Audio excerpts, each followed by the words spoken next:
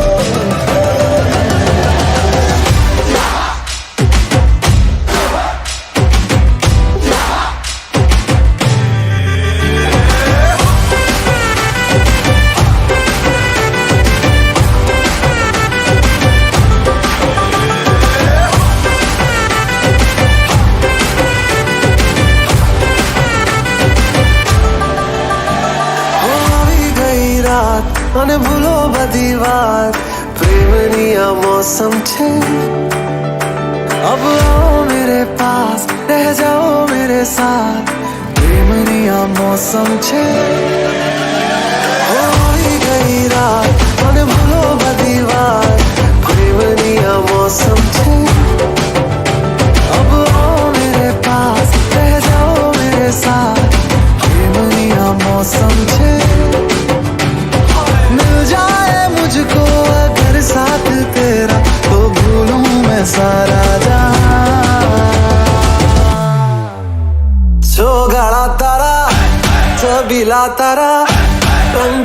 तारा रंग वेर जुए तारी वाट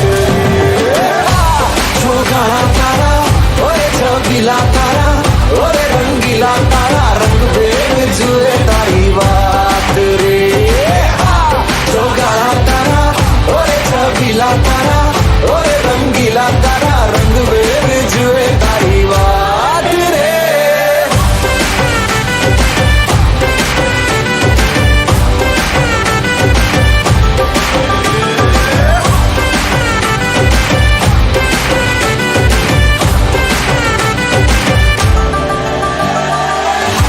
छुप के तुम्हें देखा मैं करूं सारी सारी रात सारी सारी रात छुप छुप के मुझे देखा तू कर सारी सारी रात सारी सारी रात मिल जाए मुझको अगर साथ तेरा तो भूलूं मैं सारा जहां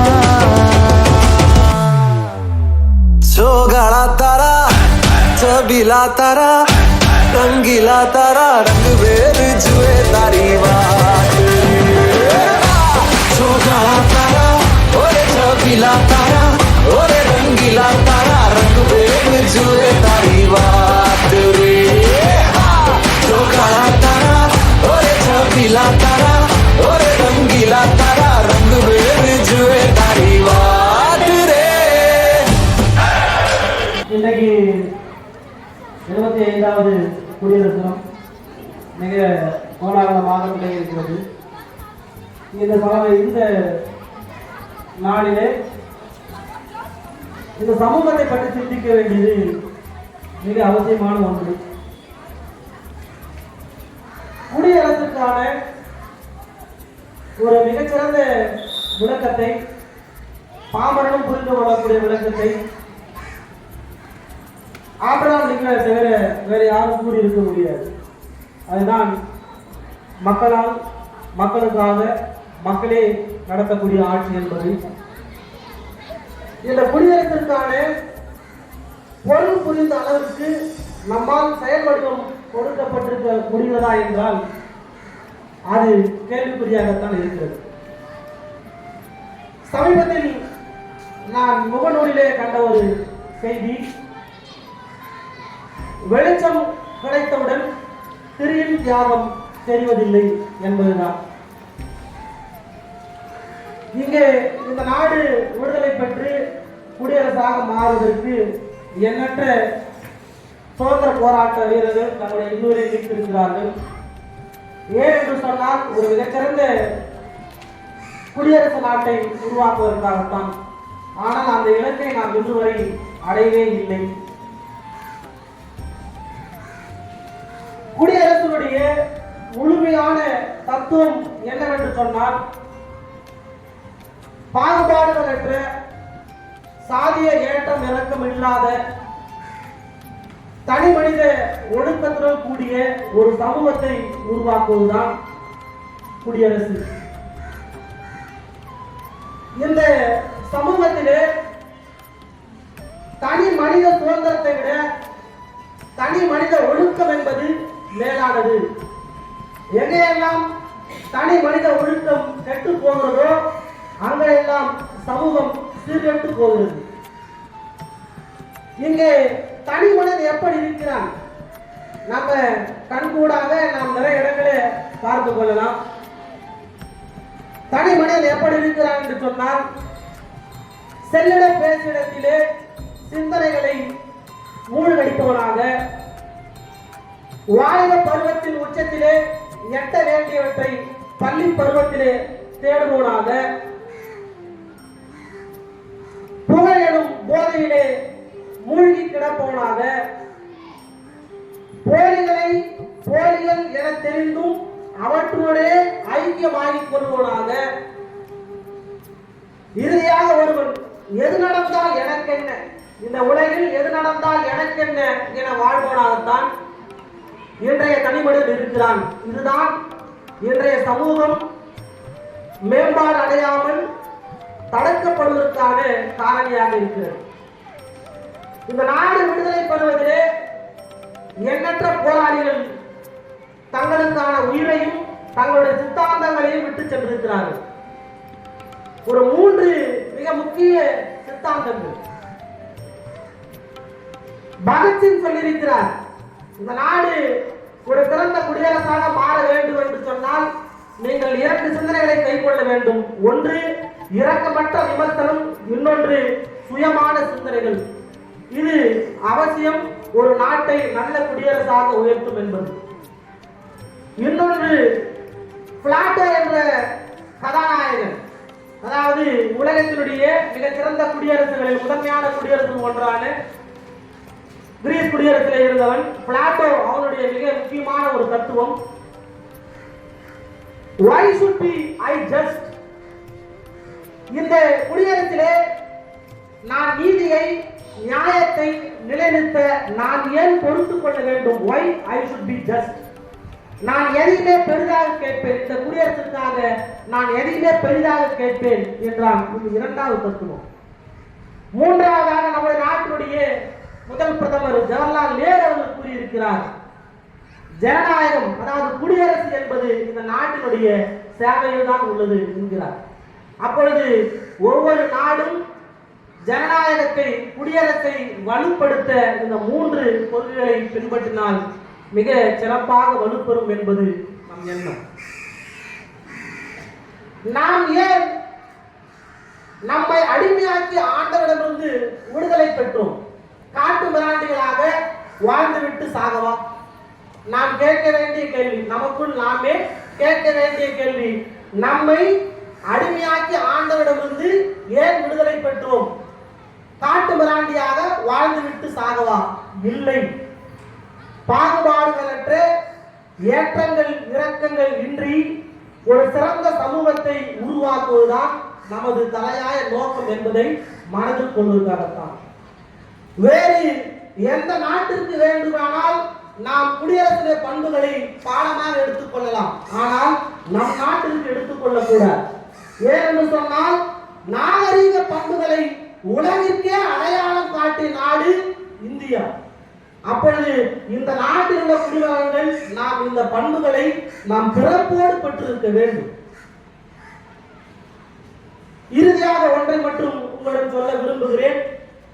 இந்த குடியரசை காப்பது நம்மிடமே இருக்கிறது. ஜனநாயக பண்புகளை நாம் எவ்வாறு வளர்த்துக் கொள்கிறோமோ அதை பொறுத்து இனி வளரக்கூடிய பாரதம் இருக்கும் என்பதில் எல்லளவும் சந்தேகமில்லை. வாழ்க பாரதம், வளர்க மக்களாட்சி. நன்றி.